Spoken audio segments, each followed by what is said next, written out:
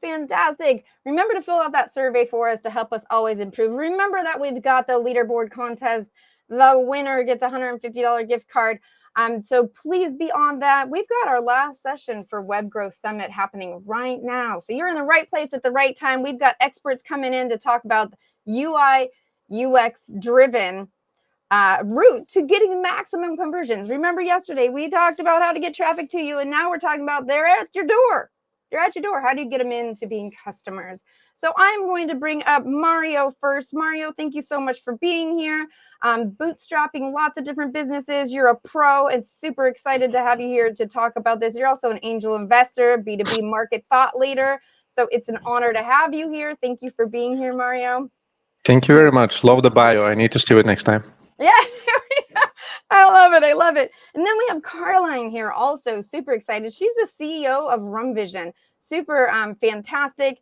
Definitely a pro on this topic. So Caroline, thank you so much for being here today. This is going to be really, really exciting.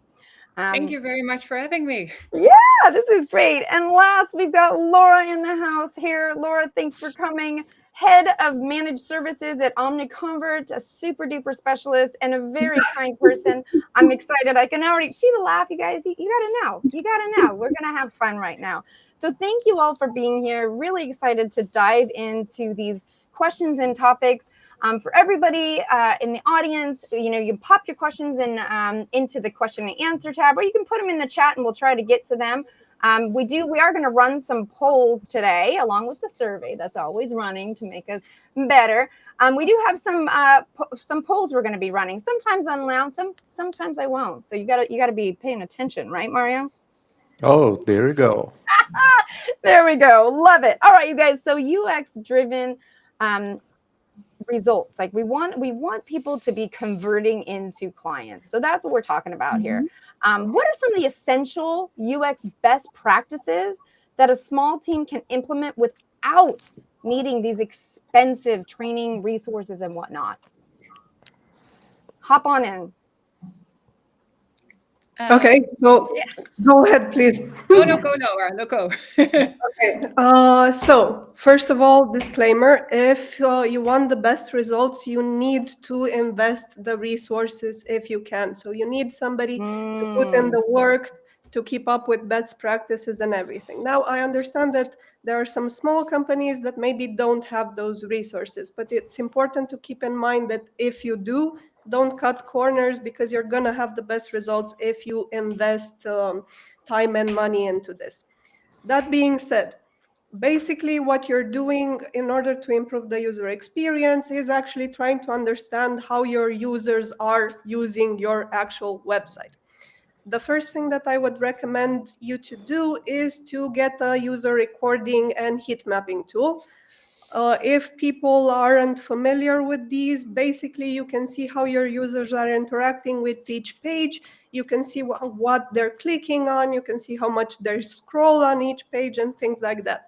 If you want actual names, I myself like Hotjar as a tool, but there are some free options available there that might work better for small companies that maybe don't have such a big budget, like Clarity. After that, user feedback, really, really important. Try to have surveys, talk with the people from your customer support, because they're in the first line there and they know the best about how your users are interacting with everything on your website. Ensure that you are tracking everything correctly in Google Analytics or in whatever platform you're using. Look at your competitors and steal what they're doing. If there's something that they're doing better, steal from them. I know it sounds horrible, but it's the best way to grow. Read about accessibility, because it's important to have everything updated on the website. If, for example, the fonts you're using are too small to read, then you're not doing basically anything, because people won't actually use your website properly. And then make it easy for the customer to find what they're looking for. Use easy to understand descriptions and things like that.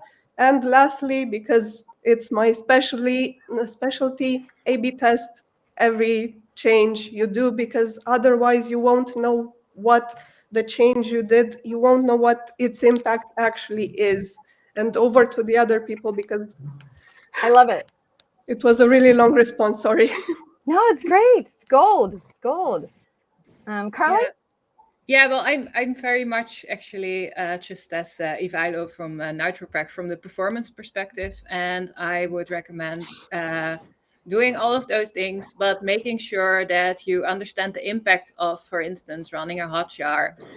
Do it, but make sure that you use the data, and maybe don't use it on slow connections, for instance, because it will slower the response time of your website and hinder your clients. Invest in good hosting. Make sure your website is fast. Like Ivalo said before us, time to first byte is very important. Make sure you use a CDN if you can, if you have people about, because if people can never enter your website because it's so slow, then everything we're gonna discuss after this will just simply be non-existent because they never entered your site. I also love accessibility. Make sure your website is available for all. About A/B testing, try to look into best practices as well in your field, because if you have very little data, you might, and you are a small company, think about that if that data will be representative, because A/B testings are awesome and there's so much to learn, but be mindful also of the performance cost. So it's always a bit of a struggle, and make sure both are part of your game plan. I'm not saying don't A/B test, by the way. That's an awesome solution, but yeah, that's performance me. Love it. I love both playbooks.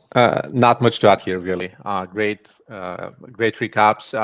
What I'm going to wrap it up with, and again, I'm going to double click on what Laura and Carolina both said, is when it comes to user experience, when it comes to A/B testing as well, don't be afraid to invest 10 to 20% of your experimentation time on wild ideas that you don't believe are ever going to work.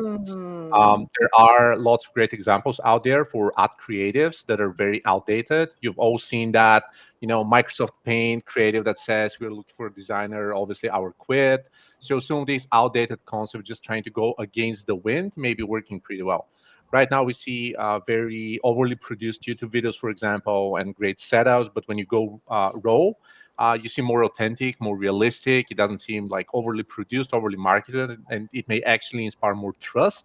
So just trying to think against what's common in the market is also a great idea. So the way we kind of approach user experience is, again, we use both playbooks that were mentioned earlier, but we invest normally 15 to 20% for experiments, right? If we have long landing pages, we also have a very short, just squeeze deck that's just COAs. That's pretty much it. One example. If we have a light and simple and clean, we also have a dark mode template. If we have a long form that's just for authenticity or so, not that long forms convert well, but that's a different story. We also have one punchy just calls here.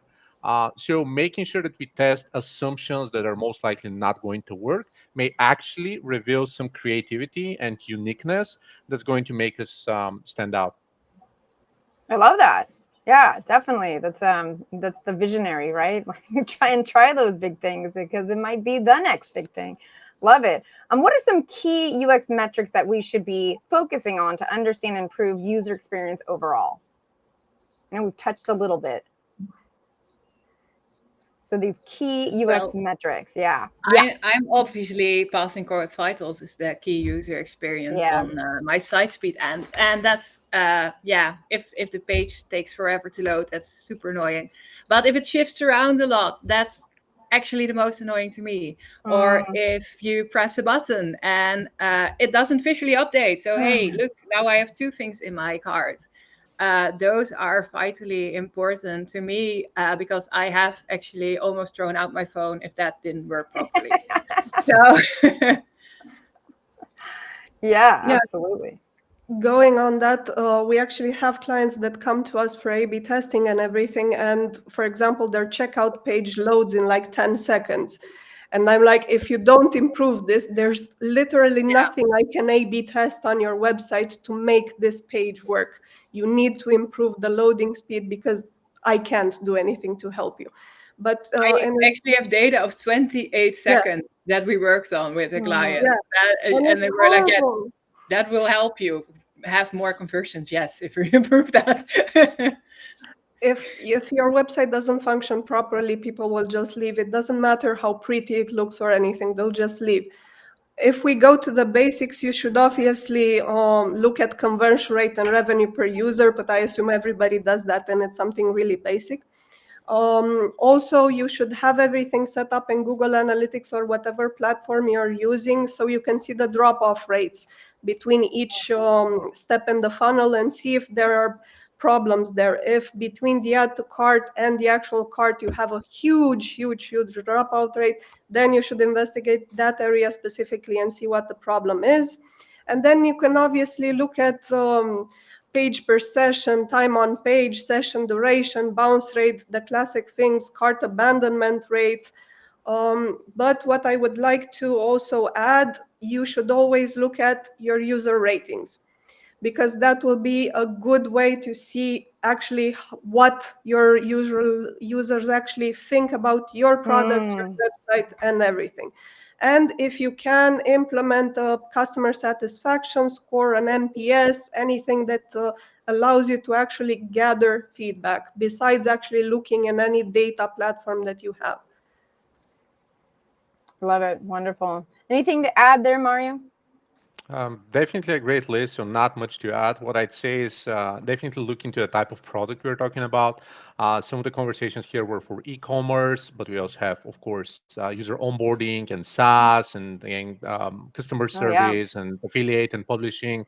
So just make sure that you're acquainted with what sort of KPIs, what sort of scorecard you're tracking down, and then implement it as best as possible and as early as possible. And since I mentioned scorecard, one of the key things that we're missing is oftentimes we go for an audit once and we know that something's off and we are attempting to fix it, but we don't really have incremental improvements. So one of the best and kind of most important things we do here is we maintain a scorecard for each department, division, and so forth, including when it comes to UX. So keeping track of improvements on a weekly basis.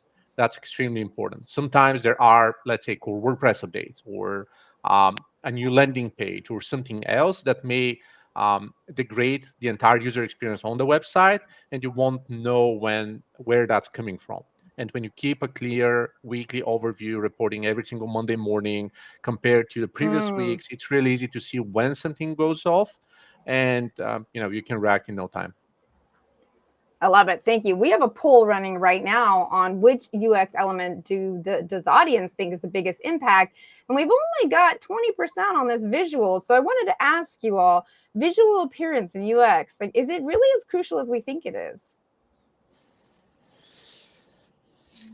Go ahead, Mario. You're laughing, I'm the Microsoft Paint designer one.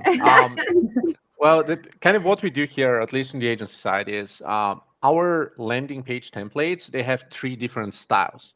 So they have one very enterprise one that looks like an ERP or an accounting software, one I would call it a standard one, and one very modern, the ones that are winning awards and kind of all the other competitions. So we normally stick to 3 different looks and feels depending on our audience.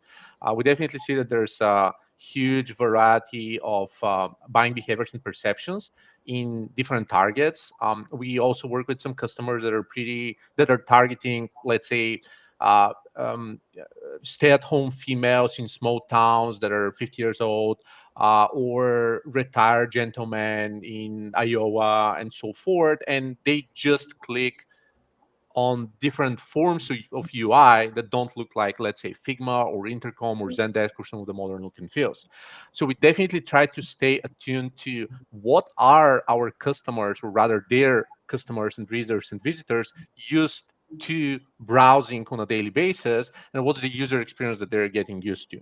We definitely don't want to scare them away with something that's too foreign and they don't know how to use, and we want to mimic something that they're already used to and still modernize it so that it adheres to the latest UX strategies. And if I can add something about visual appeal and cruciality, I think actually accessibility and color blindness is very important to take into account, because if you have buttons or text that the contrast is invisible to see for someone who has color blindness, which is I'm not sure, but I believe 16% of males. Wow. That's a lot. Yeah. Oh, So You, wow. for instance. Well, then why Wow. am I talking about this? Why aren't you talking about this? But that, I'm having a hard time telling blue from green, by the way, in most yeah, cases, and it's just horrid. So yeah, think Oh, about me, wow. please, when you design your website. yeah, but for instance, the color Yeah. yellow and orange is always a struggle because then they Mm. put it against white, and then the contrast is off, and that is such a small thing to forget, I believe, sometimes for designers, but so crucial because you lose 20% of your audience if you're not careful about your color picking. And that's just one thing, but it can be enormously important. Oh, absolutely. Absolutely. what you can do to get educated in this area is search for web content accessibility guidelines, because it's a website that has a long list of what you should do in order to improve the accessibility on your website, and it's really easy to use. They have specialized tools that can compare and tell you if a contrast is not Mm. sufficient, if the combination of pink and a dark gray isn't maybe the best combination of colors you can use. And in order to add to what everybody else has said, in my experience, I have some clients that come to me and they say that they want their product detail page to look like the one from Apple, for example. And you should never fall into that pitfall of looking at really huge companies, because they can afford to have their Mhm. design look in a specific way and they can afford to take chances. And if you're especially a small company, maybe you can't afford to take those big challenges. You have to actually have an interface that users are familiar with and that they don't need 10 minutes to figure out how to add something to the cart. And obviously, you should have a clean brand image and stick to it. So if you use certain colors on social media and everything, use them on the website and be consistent. If you have the resources, build a design system. That's basically like a brand book on steroids that you can create in Figma, for example, or in any other design platform. And there you can tell your developers and everybody that works at your company, these are the colors that we use for promotion. This is how a button should look like and everything. And that will make your life considerably easier in the long run. Yeah, and just to call out, I'm having this memory. I believe, Laura, that I met with your company about a year ago under a completely different context, like nothing to do with Cloudways, a completely different context. And the logo is like ringing out to me, ringing. And so you practice what you preach. I love it. I love it. What other things can people avoid that negatively impact usability? Like what kind of design elements and practices can we avoid? What else? I know we've talked a lot about different colors and different this, but yeah, what other design elements, practices can we avoid? I would jump in here because we actually faced that today with an agency website, a digital marketing agency that's very successful and works with like Toyota and Audi and stuff kind of in our area, and their testimonials block was broken, right? So it was obviously pretty complex. They put a lot of time and effort in it, but it was also pretty clumsy and actually wasn't working. So there were different glitches and whatnot. So what I want to call out here is when you go fancy on animations and transitions and very specific elements like parallax and sliders and carousels and things like that, there's a pretty significant chance that this is not going to render on every single browser, platform, resolution, device, and so on. So I'd always err on the side of being a little bit more simplistic, Mm. but at the same time not interfere with the core user experience. So we definitely see a lot of these sites breaking, a lot of the pretty themes, being very stylish, but the moment you try to change the text, it suddenly breaks and doesn't render on tablet and whatnot. And this is actually what can break user experience big time. Just trying to go fancy, not testing for all possible resolutions and so forth, going outside of the grid, negative paddings, and lots of other things happening on the scene. So yeah, be careful when you work with any sort of, again, sliders, carousels, and whatnot, transitions. Yeah. Test it extensively. Go simple if and when you can. And yeah, don't be surprised if an ad blocker actually blocks a core element on your website just because they thought so. Actually, just have your developers be a bit mindful about using a lot of JavaScript. It can make things look very pretty, but it's very hard for browsers to render it. So it actually impacts a lot of your performance as well. But also for a user, I don't always want to slide everywhere. Actually, there's a lot of research that sliders are bad, which I'm sure this team knows, but never put any vital information on your second slide, especially in your hero, because no one will go there. Mm-hmm. It's one of those things that I know everyone has had discussions about with people, but it's very important and we will definitely do that, and then they don't. So that's actually a good practice as well. But JavaScript and performance is also such a difficult combination that also on that note I say be careful with it. Just one small thing to add here, and it's really, really small. Don't use text that is embedded on images. It's something that I see a lot. And if you do this, it's bad for SEO. It's bad if you have users from other countries that maybe are using Google Translate to actually take a look at your website. And it's bad for people with visual impediments that use screen readers because they can't figure out what that image does. Good Yeah, tip. love it. Yeah, definitely. How can we personalize the user experience on our website in like a scalable and manageable way for a small team? So how can we personalize the experience? What do y'all think? I'm team page speed. I don't have a lot of thoughts about this. Okay. Okay, so in order to understand the personalization, the best example I can think of how people used to interact with the shop attendants in the past.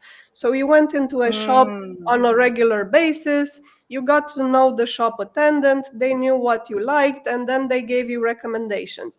And because you trusted that certain shop attendant, you actually bought, I don't know, apples or whatever they suggested. That's personalization made easy. Basically, that's exactly what you need to do on your website. So, and it can be something really simple. If you know, we're talking about personalization, it can be something like just saying hello, Laura, on the hero banner. If you know my name, if I'm a logged in user, or you can do something really, really fun and do a custom carousel for users in a certain city, or you can do a custom carousel if the weather conditions change. For example, if it's 40 degrees outside, like it's here in Romania, and your online shop, you can show me ice cream and I will most likely buy them. What you can do, basic is group your customer based on their behavior, preferences. We, for example, like to use the RFM segmentation, recency, frequency, and monetary, which is a way of grouping your customer based on how often they purchase from you, what the value of their purchases is, and when they made your last purchase. And this way you have different groups and you can target them specifically. For example, if you have people that used to love you in the past and they had a lot of orders with you, but you see that they haven't ordered from you in the past, I don't know, 4 weeks, then you can make a promotion just for them. I actually do have something that I really like as an end user. Is that when I have an email campaign coming at me to promote something, and I click around and I actually add things to my basket, and I then abandon it, that in like an hour later, I get an email say, hey, you abandoned your cart. And sometimes actually that does make me buy it because I got distracted. I have a toddler at home. Totally. So if we're going to talk conversions, that I think really is it works very well. And about the personalization, actually, I did have a performance thingy. If you're going to do the customized ads or that customized tips, make sure you reserve some room for it, or at least have your developer do it, to not get a cumulative layout shift. It's very easy, just reserve some room for it, and then the core vitals don't get mad at you, which is good. So 2 tips. Love it. Yeah, and mentioning personalized ads, tools like Clearbit now actually let you personalize as best as possible when they feed B2B websites with enough information for not just location and name, but sometimes company name or industry or job title. So these are getting a lot more powerful. Right now we have other kind of B2B services such as, let's say, SiteStop by Kwanzu or RB2B and a bunch of others that are identifying people real time, and you can use this information to personalize as best as possible. Additionally, since Caroline mentioned the abandoned cart approach, all of these could be tied to AI automation. The moment you receive this information on the fly, this can trigger email outreach workflow, or even sending a text if you have their number, and so on. I know we're crossing some lines on the EU GDPR type of thing, but it's getting extremely common, particularly in the States. And if you're not obnoxious and you're actually helpful, it could be pretty handy. There are lots of cases when people are indeed dealing with their toddlers at home or on the subway or just losing coverage and stuff. So if they're looking for an emergency service, for example, right, a dentist office or something like that, then you better outreach them proactively because they're definitely in Oh, need. yeah. And you better interrupt them and try to help them as best as possible. Yeah, that's fantastic. I love that. I want to shift a little bit, if you guys are okay, over to A/B testing. I know, Carlin, we talked about it a little bit right in the beginning, but I want to hop into A/B testing because we always get lots of questions on this. So what are some of the most effective methods for conducting A/B testing, right? Experimenting to win these conversions. What I would start with is ensuring that most of the experiments you're doing are based on data that you have. It's always good to test on hunches, and because that's the way you get creative, but ensure that most of the A/B tests are based on data you see in Hotjar or an any platform you're using for heat maps and user recordings, data you're seeing in Google Analytics, surveys, data you get from your customer support team, and so on. And then try as best you can to make a list of all the ideas that you have and build a testing roadmap. Assess every idea and see how difficult it would be to implement. See what the impact of the test would be. See how much traffic you have for that test, because the number of people that actually see that page will affect the sample size needed for the test. So, for example, think of doing an experiment on the PDP, on the product detail page, versus doing an experiment on the About You page. You're obviously going to have a lot more traffic on the first one. So it's not maybe worth, especially if you're a small company, to invest in pages that nobody reaches, if that makes sense. And when you're creating an A/B test, it's really important to set the important goals that you want to have tracked. Don't just focus on conversion rate and revenue per user. We see a lot of people doing that. Set secondary goals. If you have an experiment on the home page, measure the clicks. If you have an experiment that you have on the banners, that you have on the navigation, and so on. If you have an experiment on the product detail page, measure add to carts. Try to find each time goals that are important for you to test, because if you only measure conversion rate and revenue per user, when the test ends, if it's inconclusive or losing, you won't really have enough data to go forward and create a new idea. And that's the last thing I want to say is, if you have a losing experiment or an experiment that is inconclusive, try to drill into the data as much as possible. Don't leave it for dead somewhere in a corner. Try to find what you can improve and retest until you find a winning variation. I love it. Mario? I can double click on everything that Laura said. Lots of great insights. In terms of research and relying on data, lots of people wonder where can I find data. So just looking into market research, generally speaking, is great. We have primary and secondary research. There are different things. So looking into using first-party sources versus industry reports and stuff. Same goes for qualitative versus quantitative data. Very important as well. Like in some cases, you can get some insights on specific questions. In other cases, you need a survey and you have a limited subset of questions. Then where do you do research? There's branding research, customer research, competitor research, product research. So just go creative in generating assumptions and generating test ideas. What we do is we have a backlog of tests that we want to run over the next 2 months across most websites, and we are always generating ideas and assessing and validating and voting on what we need to test in the first place. I know it may get overwhelming, but unless you know what to look for and unless you go for all these different search paradigms in terms of looking for market research in the first place, it's really hard to come up with great ideas.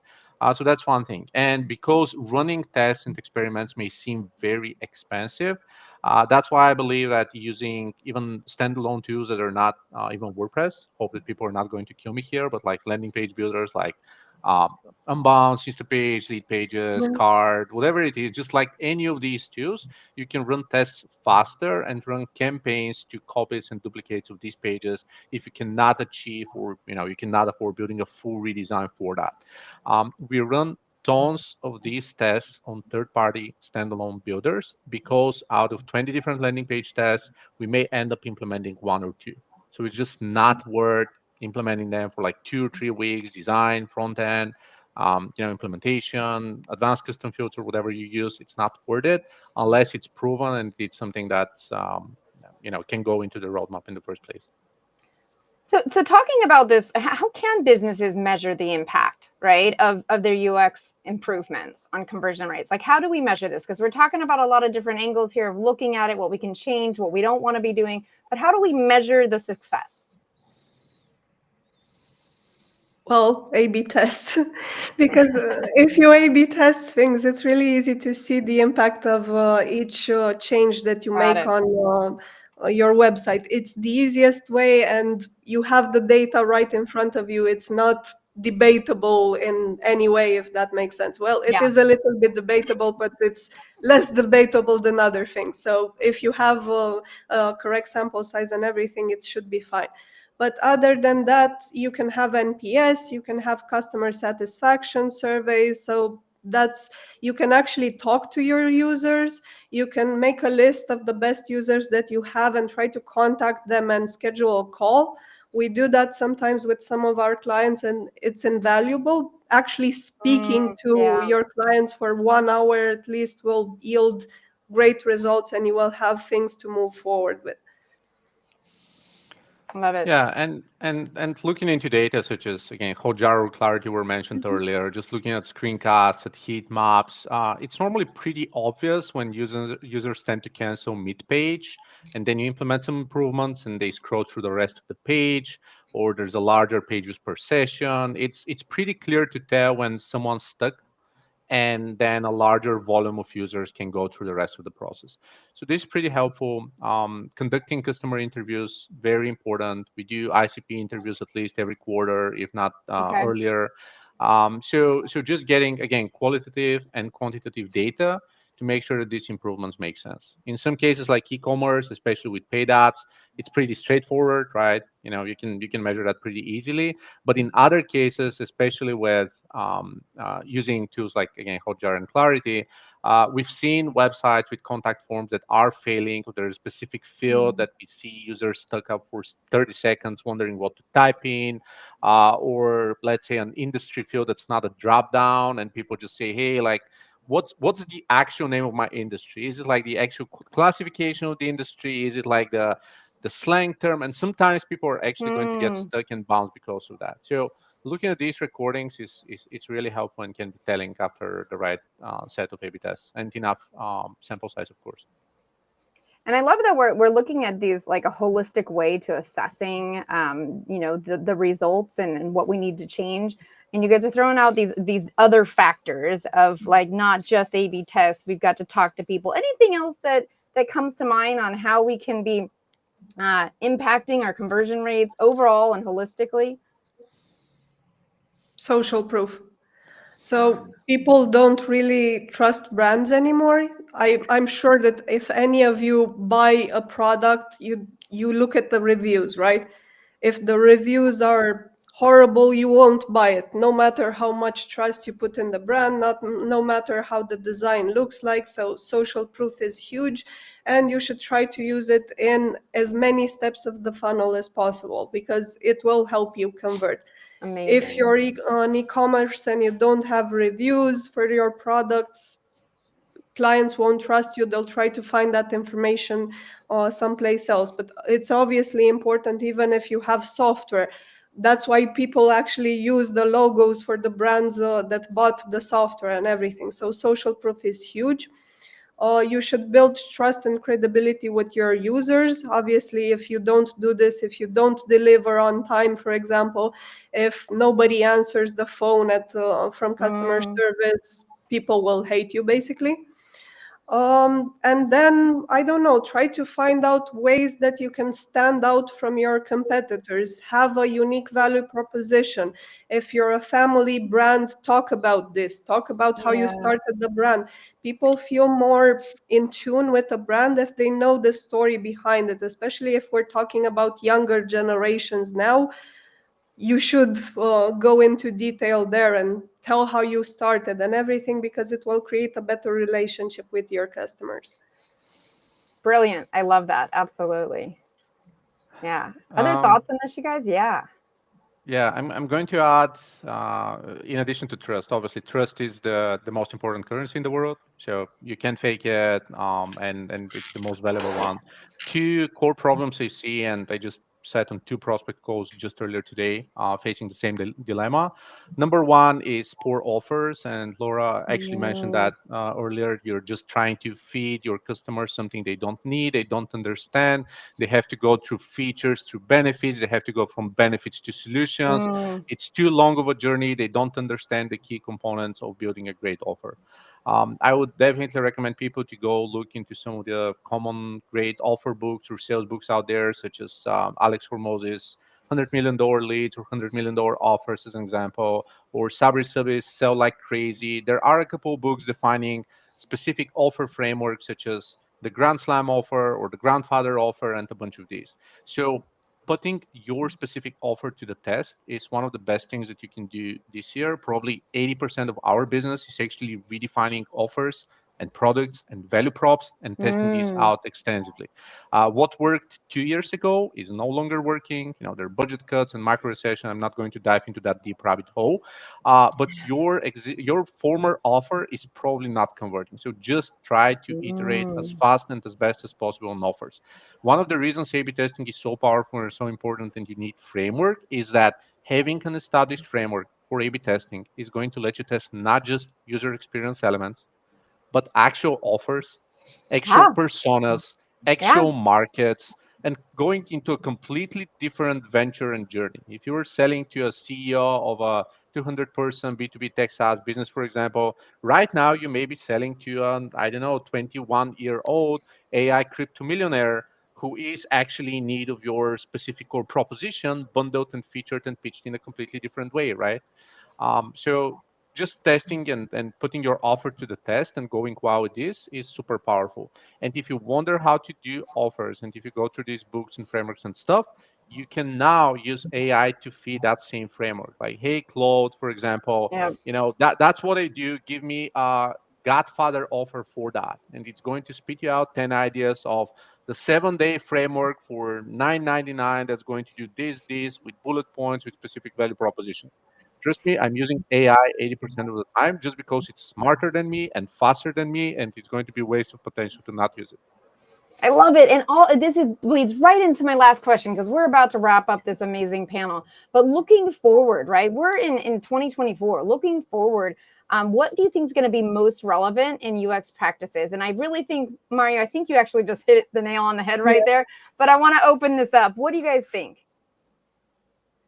So besides AI, that is obviously everybody is talking about it. You have chat boxes, you have images generated in Mid-Journey and everything. You can use it to analyze huge amounts of data a lot faster. And I think of those surveys with open questions that, I don't know, 5 years ago, you had to go through all the open questions and somebody actually had to read them and analyze them. And now AI has made that significantly easier. It groups the responses. It tells you what you need to do. It's chef's kiss. But other things would be user-generated content. Think of how much brands are starting to invest in Instagram and everything. If you're a fashion brand, you obviously, and your customers are using Instagram. If you have actually pictures from your clients with those products, they'll be a lot more effective than anything you can do in the studio. Again, customers don't really trust brands that much, so they trust other users more than they'll trust you. Then obviously sustainability, especially if we're going into what comes after us millennials. If you're going into Gen Z and you look at all the polls and everything, you see that sustainability is on the rise, and people are looking for ethical brands and people that don't destroy the planet, basically.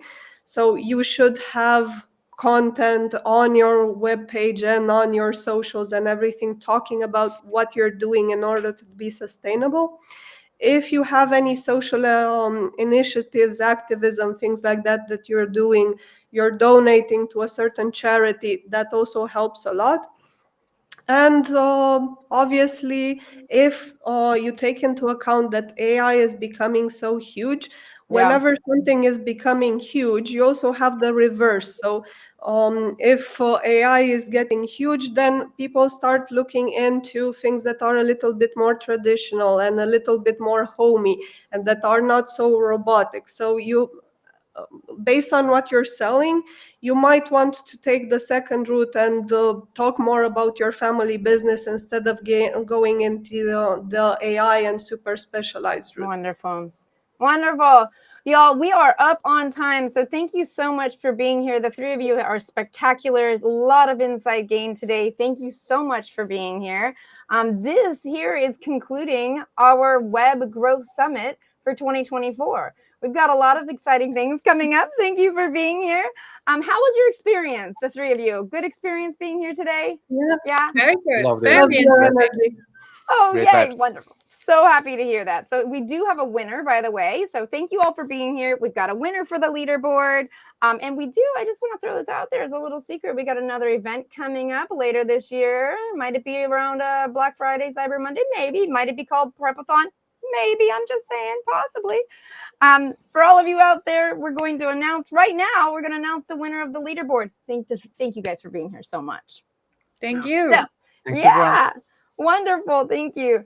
So we have been running a contest this whole time for the leaderboard, and we've got a winner, and the winner is, who is it? It is Ron. Ronzio, congratulations. You get the $150 credit for Cloudways.